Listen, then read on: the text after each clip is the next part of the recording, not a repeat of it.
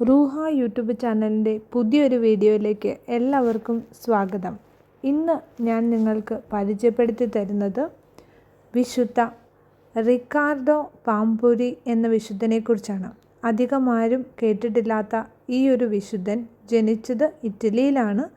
അദ്ദേഹം ഒരു ഡോക്ടറായിരുന്നു. അദ്ദേഹത്തിൻ്റെ ആദ്യത്തെ പേര് എർമിനിയോ ഫിലിപ്പോ പാംപൂരി എന്നായിരുന്നു.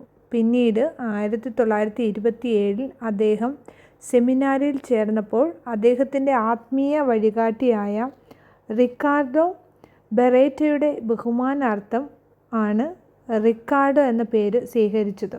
അദ്ദേഹം ജനിച്ചത് 1897 ഓഗസ്റ്റ് 2 ത്രിവോൾസിയോയിലാണ്. മരിച്ചത് 32-ാം വയസ്സിൽ 1930 മെയ് 1 മിലാനിൽ വെച്ചാണ്.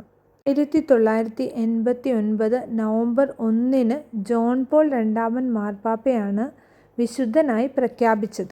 ഇന്നോസെൻസോ പാംപൂരിയുടെയും ആഞ്ചല കമ്പാരിയുടെയും ഇളയ മകനായിരുന്നു അദ്ദേഹം.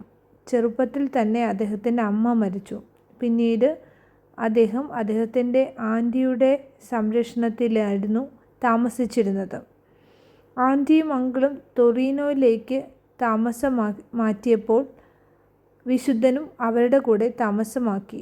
അധികം താമസിക്കുന്നതിന് മുമ്പ് അദ്ദേഹത്തിൻ്റെ പിതാവ് ഒരു ആക്സിഡൻറ്റിൽ മരിച്ചു.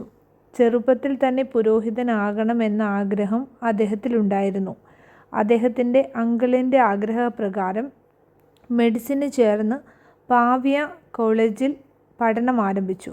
1917 മുതൽ 1920 വരെയുള്ള കാലഘട്ടത്തിൽ യുദ്ധസമയങ്ങളിൽ ഒരുപാട് ഫീൽഡ് വർക്ക് ചെയ്യാൻ അദ്ദേഹത്തിന് അവസരം ലഭിച്ചു. 1923 അദ്ദേഹം മൊറിമോന്തോ എന്ന പട്ടണത്തിൽ ജനറൽ ഡോക്ടറായി ജോലി ആരംഭിച്ചു. ഒരു ഡോക്ടറായി ജോലി ചെയ്യുന്നതിനിടയിലും അദ്ദേഹം ദരിദ്രരെ സഹായിക്കുന്നതിലും കഷ്ടപ്പെടുന്നവരെ സഹായിക്കുന്നതിലും വളരെ ശ്രദ്ധയുള്ളവനായിരുന്നു. കാത്തലിക് ആക്ഷൻ ക്ലബ്ബ് അദ്ദേഹം ഈ സമയത്താണ് സ്ഥാപിച്ചത്. 1929 യുദ്ധത്തിന് ശേഷം അദ്ദേഹത്തിന് ശ്വാസകോശ സംബന്ധമായ പ്രശ്നങ്ങൾ കൂടുതൽ വഷളാകുകയും 1930 ജനുവരി മുതൽ അദ്ദേഹത്തിന് തൻ്റെ സേവനം തുടരാൻ കഴിയാതെ വരികയും ചെയ്തു. അതിനെ തുടർന്ന് അദ്ദേഹത്തെ മിലാനിലെ ഓർഡർ ഹൗസിലേക്ക് മാറ്റി. മെയ് 1 രാവിലെ ക്രൂശിത രൂപം കൈകളിൽ മുറുകെ പിടിച്ച് അദ്ദേഹം മരിച്ചു. ത്രിവോൾസിയയിലെ മുനിസിപ്പൽ സെമിത്തേരിയിലാണ് അദ്ദേഹത്തെ ആദ്യം അടക്കം ചെയ്തത്. പിന്നീട് അദ്ദേഹത്തിൻ്റെ മൃതദേഹം ത്രിവോൾസിയയിലെ ഇടവക പള്ളിയിലേക്ക് മാറ്റുകയും ചെയ്തു. അദ്ദേഹത്തിൻ്റെ മധ്യസ്ഥതയിൽ നിരവധി രോഗശാന്തികൾ സംഭവിക്കാൻ തുടങ്ങി. 10 വയസ്സുള്ള ഒരു ആൺകുട്ടിയുടെ കണ്ണിൻ്റെ കാഴ്ചശക്തി തിരിച്ചു കിട്ടിയ സംഭവത്തോടുകൂടി ജോൺ പോൾ രണ്ടാമൻ മാർപ്പാപ്പ വിശുദ്ധനായി പ്രഖ്യാപിച്ചു.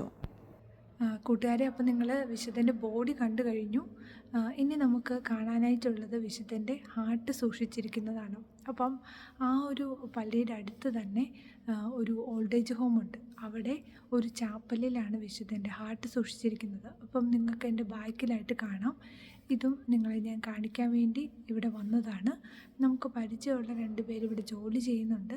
അപ്പം ഈ ഒരു ചാപ്പലും ഇതിൻ്റെ വിശേഷങ്ങളും കൂടെ നിങ്ങൾക്ക് ഞാൻ ഷെയർ ചെയ്ത് തരാം. പിന്നെ ഈ വിശുദ്ധനെക്കുറിച്ച് കൂടുതൽ വിവരങ്ങൾ ഇതിനോടൊക്കെ നിങ്ങൾ മനസ്സിലാക്കി കഴിഞ്ഞു എന്ന് ഞാൻ കരുതുന്നു. കൂട്ടുകാരെ, അങ്ങനെ മറ്റൊരു വിശുദ്ധനെക്കുറിച്ചും കൂടി നിങ്ങൾക്ക് അറിയാൻ സാധിച്ചു എന്ന് ഞാൻ കരുതുന്നു. അടുത്ത വീഡിയോയിൽ വേറൊരു വിശുദ്ധൻ്റെ ചരിത്രവുമായിട്ട് വീണ്ടും നമുക്ക് കാണാം. വീഡിയോ ഇഷ്ടപ്പെട്ടെങ്കിൽ നിങ്ങൾ ദയവായി ഷെയർ ചെയ്യുക. മറ്റുള്ളവർക്കും വിശുദ്ധരെക്കുറിച്ച് അറിയാനും ചരിത്രങ്ങൾ പഠിക്കുവാനും അത് സഹായകമാകും. ഓരോ വിശുദ്ധരും അവരുടെ ജീവിതം കൊണ്ട് ഒരുപാട് കാര്യങ്ങൾ നമ്മളെ പഠിപ്പിക്കുന്നുണ്ട്. അവരുടെ ജീവിതങ്ങളും അവർ നടന്ന വഴികളും നമുക്കെന്നും പ്രചോദനം നൽകുന്നതാണ്.